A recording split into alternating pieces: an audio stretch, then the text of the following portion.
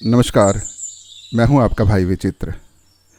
आज मैं आपको श्री गुरु नानक देव जी के विवाह का किस्सा सुनाने वाला हूं। सुनिए किस्से बाबा नानक के।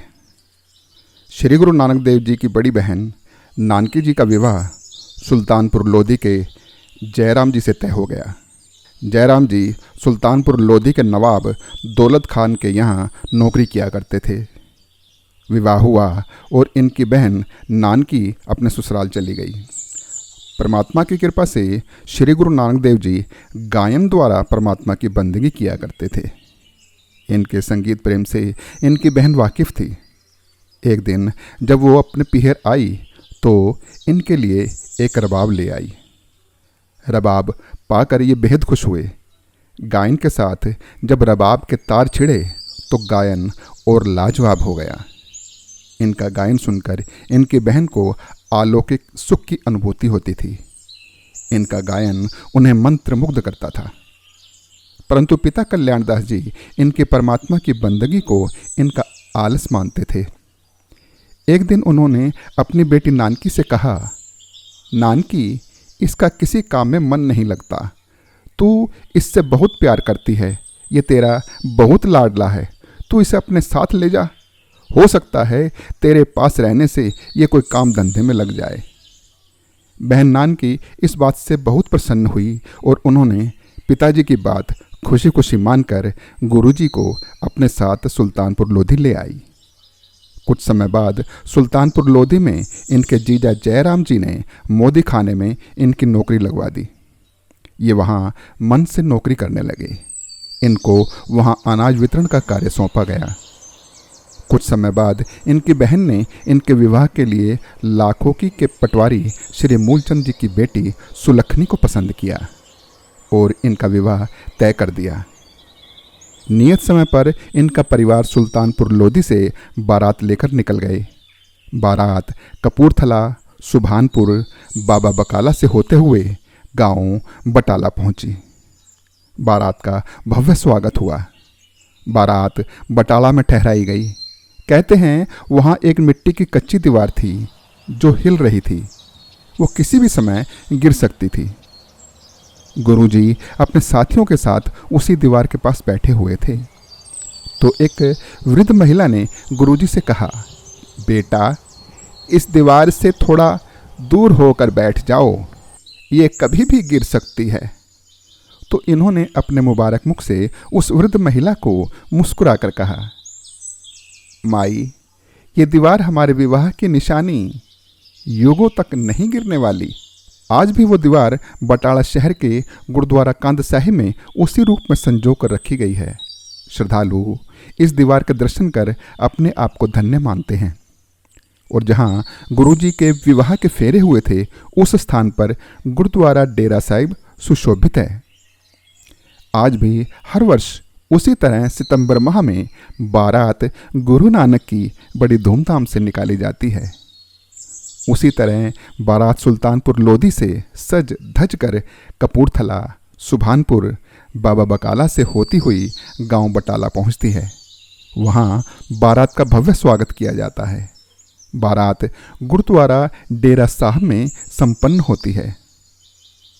इनका विवाह संपन्न हुआ। इनके परिवार वाले नववधु सुलखनी को डोली में बिठाकर सुल्तानपुर लोधी ले आए। समय बीतता गया। इनके 2 पुत्र हुए, श्रीचंद जी और लक्ष्मीदास जी। दौलत खान के मोदी खाने में ये अनाज वितरण कार्य कर रहे थे। कोई ज़रूरतमंद इनसे अनाज मांगने आता तो ये उसे अनाज दे दिया करते थे और अपनी जेब से उस दिए गए अनाज के दाम मोदी खाने के हिसाब में जमा करवा दिया करते थे। देखने वालों को इस रहस्य का पता नहीं था। उन्हें ऐसा लगता था जैसे गुरुजी किसी गरीब को बिना मोल अनाज देकर मोदी खाने का नुकसान कर रहे हैं। कुछ सेवकों ने इनके जीजा जयराम जी को इस नुकसान के बारे में बताया। जयराम जी ने अपने घर अपनी पत्नी नानकी को बताया तो उन्होंने कहा, नहीं, ऐसा हरगिज नहीं हो सकता। मेरा भाई किसी का नुकसान नहीं कर सकता। वो तो कोई पीर है। उसके हाथों कोई गलत कार्य नहीं हो सकता। आप बेकार में चिंता ना करें। समय बीता। एक दिन मोदी खाने में ये अनाज तोल रहे थे। काम करते करते इनका मन परमात्मा के सिमरन में लग गया।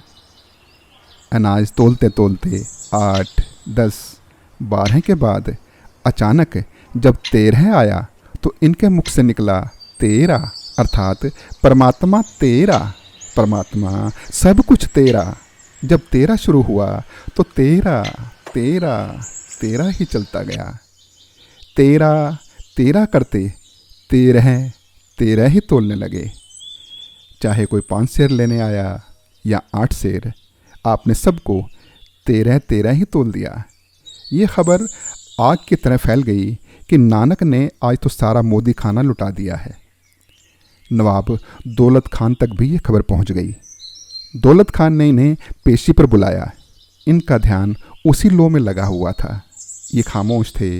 नवाब ने सोचा ये नानक पागल तो नहीं हो गया, और उसने गुरुजी को बंदी खाने में डलवा दिया। मोदी खाने के अनाज के लेखे जोखे की जांच शुरू हो गई। जांच पूरी हुई तो भंडार खाने में 135 रुपये की बढ़त निकल आई। दौलत खान हैरान हो गया। उसे अपनी गलती का एहसास हुआ। उसने तुरंत इन्हें कैद खाने से आज़ाद किया। दोबारा इन्हें मोदी खाना सौंपने लगे तो इन्होंने मोदी खाने की जिम्मेदारी लेने से मना कर दिया। परमात्मा की बंदगी के लिए समीप की वेणी नदी के तट पर चले गए। उसके किनारे पर एक पेड़ की छाया में आप ध्यान करने लगे। ये रोजाना सुबह शाम वेणी नदी के तट पर जाकर ध्यान किया करते थे। ऐसे ही एक दिन ध्यान के लिए ये वेणी नदी के तट पर गए। एक सेवादार भाई बालाजी इनके साथ थे। इन्होंने वेणी नदी में डुबकी लगाई और बाहर नहीं आए। काफ़ी देर के इंतजार के बाद जब गुरुजी बाहर नहीं आए तो बालाजी निराश होकर घर चले गए। इस घटना के बारे में परिवार वालों को बताया। सबको ऐसे लगा मानो गुरुजी नदी में डूब गए हों। परंतु इनकी बहन नानकी ने कहा, मेरे भाई को कुछ नहीं हुआ, वो जल्दी आ जाएगा। ऐसा ही हुआ। 3 दिन बाद गुरुजी वेणी नदी से बाहर आए। देखने वालों को आश्चर्य हुआ। आप वहाँ पेड़ के नीचे बैठे और आपने परमात्मा के एक संदेश, जिसे मूल मंत्र कहा जाता है, उसका उच्चारण किया। एक ओंकार सतनाम कर्ता पुरख निरपौ निर्वैर अकाल मूर्त अजोनी साहेबं गुरु प्रसाद जप। अर्थात परमात्मा एक है, उसका नाम सच्चा है, वो रचनाकार सब जगह व्यापक है, उसे किसी से भय नहीं है, वैर भी नहीं है, वो अमर है, वो किसी भी योनि में नहीं आता, उसका प्रकाश उसके स्वयं से हुआ है, वो गुरु की कृपा से ही मिलता है, उसी एक को जपो। फिर गुरुजी ने एक बेर के बीज को जमीन में रोपा। उसी स्थान पर गुरुद्वारा बेर साहिब सुशोभित है। एक दिन इन्होंने एक रबाब वादक मर्दाने को अपने घर बुलाया और उसे अपने साथ यात्राओं पर चलने को कहा। मर्दाना इनके साथ चलने को तैयार हो गया।